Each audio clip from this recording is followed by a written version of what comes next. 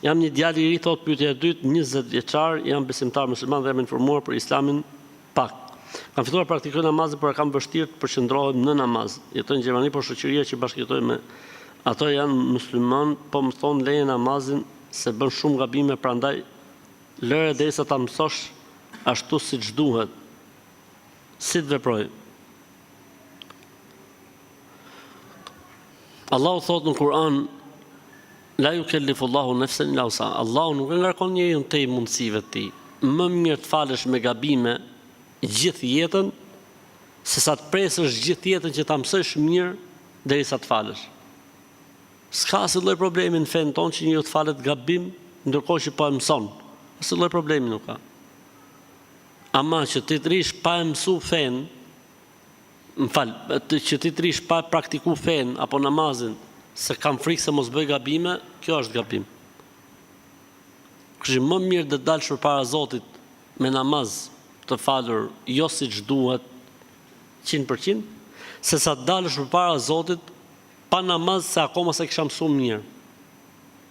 Pastaj në Islam ka një formulë shumë të thjeshtë për ato që se mësojnë akoma se kanë mësuar. Allahu Akbar, Bismillahirrahmanirrahim, La ilaha illallah, Muhammed Rasulullah, Allahu Akbar. E po gjithë namazin me Bismillah, La ilaha illallah, Allahu Akbar. S'ka asnjë lloj problemi. Pra ka zgjidhje kjo punë. Ndërkohë që të rish pa u fal, se se kam mësuar akoma mirë, apo derisa ta mësoj mirë, apo që mos bëj gabime, kjo është loja e shejtanit.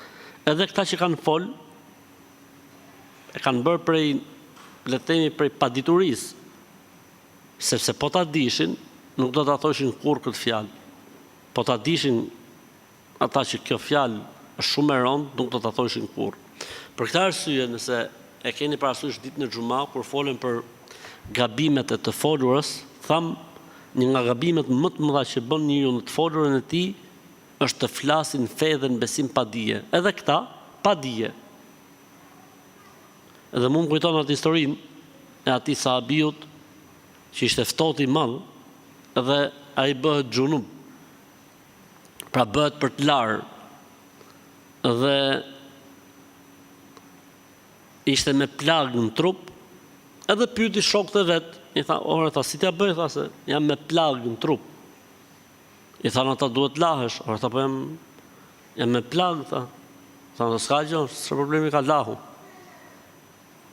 U la ky dhe prej ftohtit madh vdiq.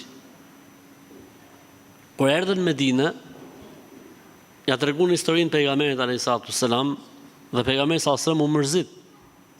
Dhe tha fjalën e tij të njohur, qataluhu qatalahumullah. E vran i vrap Zoti.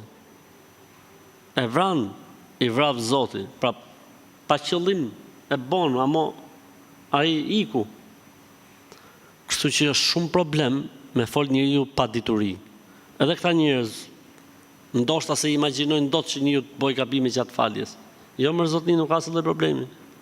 Më mirë një falje me gabime, e pa i mësuar gjonat mirë, e pa i thonë gjonat mirë, se sa të presin perfeksionin. Përkundrazi, kur njeriu fillon dhe falet edhe pse me gabime, fillon dhe i korrigjon gjërat, një nga një, derisa ta perfeksionojnë, inshallah taala.